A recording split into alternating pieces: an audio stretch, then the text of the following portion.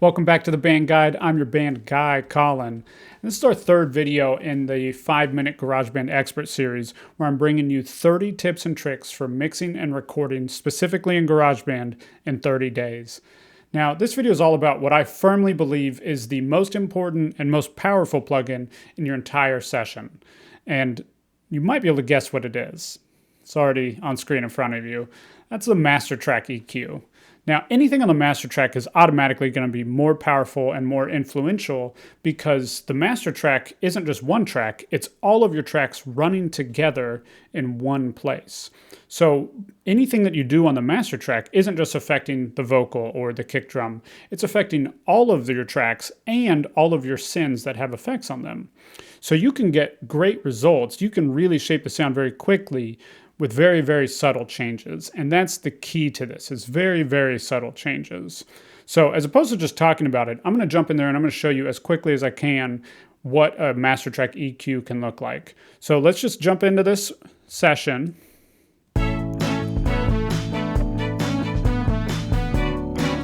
Now we're going to do small cuts, 0.5 to 2 decibels. I'm already hearing some around here that I know I want to cut.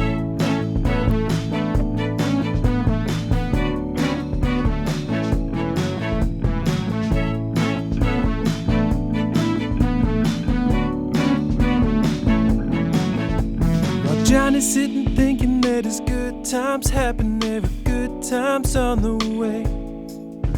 'Cause Johnny and his family saw the world from a Camry, then the world took his family away. Johnny, don't hurry, but there is still love in your name. Johnny, don't worry, there is love, but it's not the same.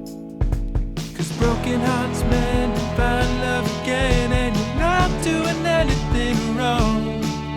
If you get up and dance while you still got the chance, come on now, sing your song.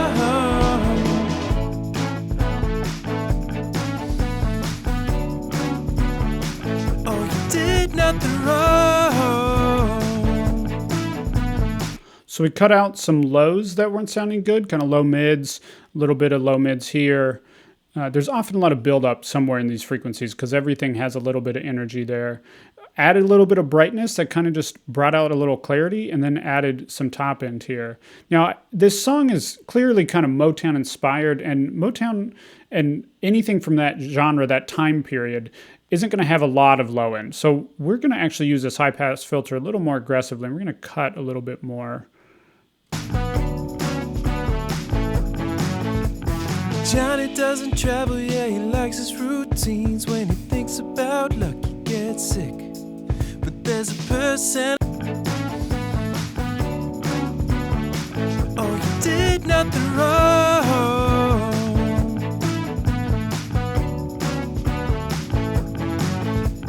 Johnny. Okay, so notice that all these are small. We're talking maybe 3 decibels at most on any of these moves. Now let's listen through with and without this EQ, and just notice, tell me what you notice.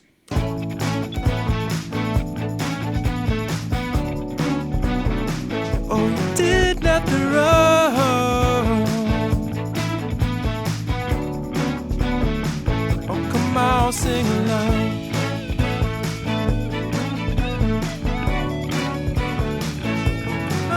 Crazy, right? It's kind of like a blanket is coming off. We also get a little bit more low end, but it's more controlled. So it doesn't go all the way down to the sub frequencies, but it's more controlled low end.